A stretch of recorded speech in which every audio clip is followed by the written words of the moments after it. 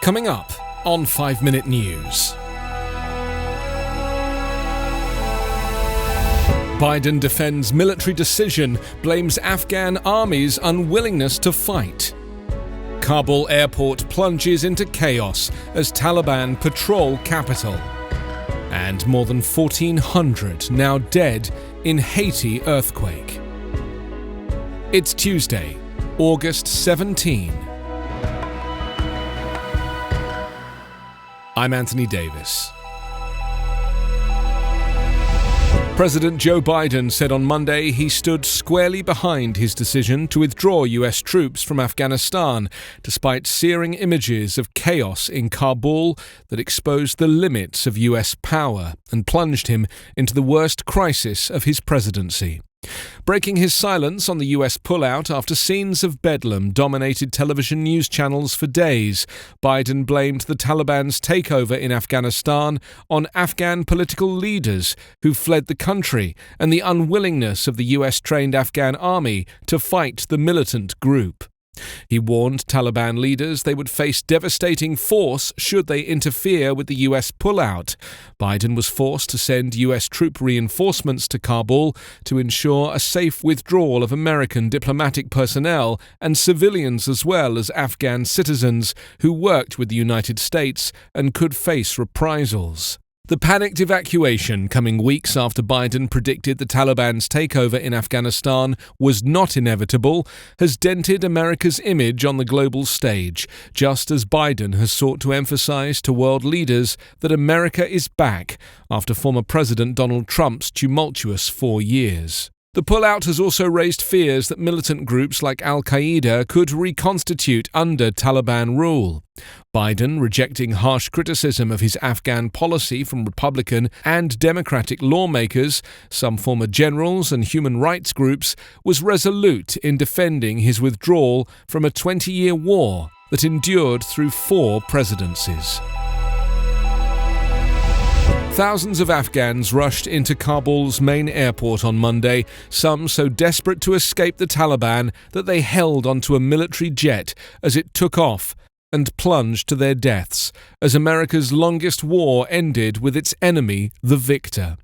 The crowds came while the Taliban enforced their rule over the capital of 5 million people, after a lightning advance across the country that took just over a week to dethrone the country's Western-backed government. There were no major reports of abuses or fighting, but many residents stayed home and remained fearful after the insurgents' takeover saw prisons emptied and armories looted, much of which was supplied by allied forces. Across Afghanistan, the International Committee of the Red Cross said thousands had been wounded in the fighting. Security forces and politicians handed over their provinces and bases without a fight, likely believing the 2-decade Western experiment to remake Afghanistan would not survive the resurgent Taliban. The last American troops had planned to withdraw at the end of the month. The world is following events in Afghanistan with a heavy heart and deep disquiet about what lies ahead, United Nations Secretary-General Antonio Guterres said. As the US military and others continued evacuation flights, Afghans swarmed over the international airport's tarmac. Some climbed into aircraft parked on the taxiway, while others dangled precariously off a jet bridge.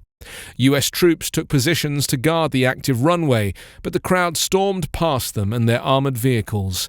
Gunshots rang out as one US Air Force Boeing C-17 Globemaster III carrying 800 evacuees tried to take off. A helicopter did low runs in front of it to try to drive people off the runway.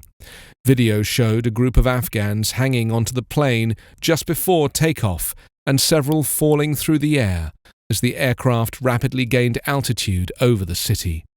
Senior American military officials said the chaos left 7 dead, including several who fell from the flight.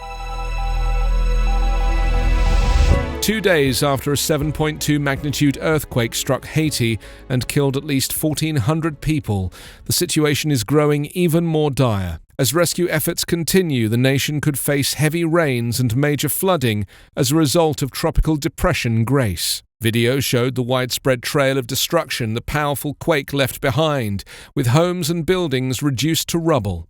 Now, dozens of search and rescue teams are desperately digging through mountains of debris looking for any signs of survivors.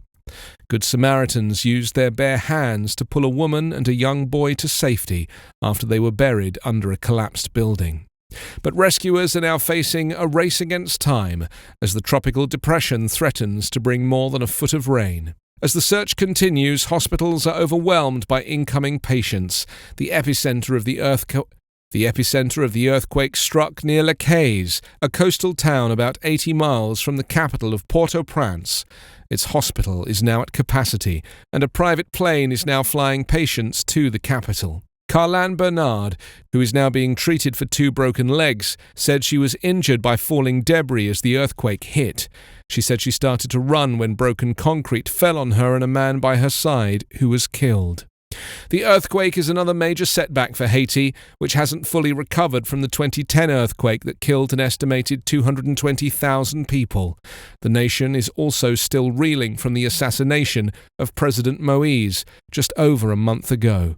Despite the tragedies, Haiti's ambassador to the US said there's still hope. We understand the dire situation we are in, but the most important thing is that we will come out of it, he said. You can subscribe to 5 Minute News on YouTube with your preferred podcast app. Ask your smart speaker or enable 5 Minute News as your Amazon Alexa flash briefing skill. Subscribe, rate and review online at 5minute.news. 5 Minute News is an Evergreen Podcast covering politics, inequality, health and climate, delivering independent, unbiased and essential world news daily.